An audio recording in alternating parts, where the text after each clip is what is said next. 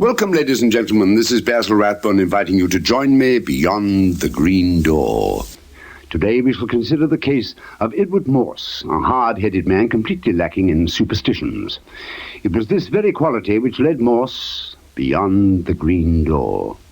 When Morse and his party went to the deep-sea fishing dock, they were greeted by a sight which some thought ominous.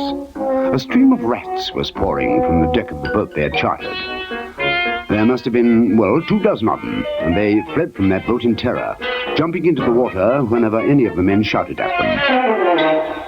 This sight upset several of the men in Morse's party, who knew the old superstition about rats deserting a doomed ship. But Morse laughed at their fears, gave a scientific explanation of the Exodus, and scoffed at all such superstitions.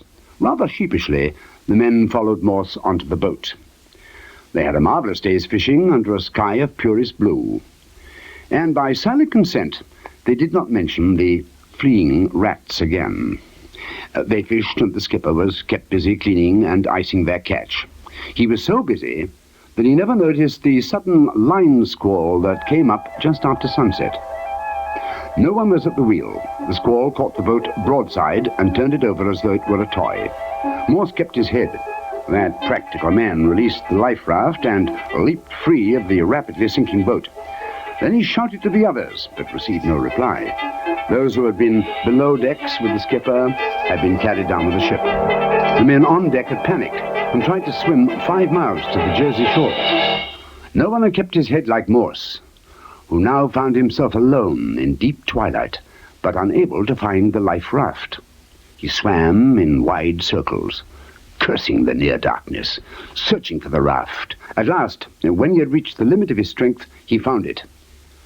Wearily he climbed aboard, but when he reached for the paddle, his hand encountered instead a small, writhing, furry thing. Morse stood perfectly still. As his eyes became accustomed to the gloom, he could see the grey shapes of rats. There must have been 20 of them on the raft, and Morse could see their arched backs and small, glittering eyes. Like him, they had kept their heads. Another man might have flung himself overboard and trusted to the mercy of the sea, but not Morse. Boldly he let out an ear-splitting yell, loud enough to frighten the rats off the raft, just as he had frightened the other rats on the pier. But these rats, like Morse, were practical and unsuperstitious.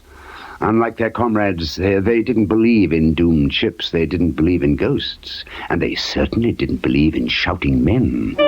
For without hesitation, they flung themselves at the defenseless Morse, aiming particularly for his throat. And as Morse went down under an avalanche of biting mouths, he realized that an unsuperstitious man is a menace to himself and his friends, while an unsuperstitious beast is a menace to all mankind.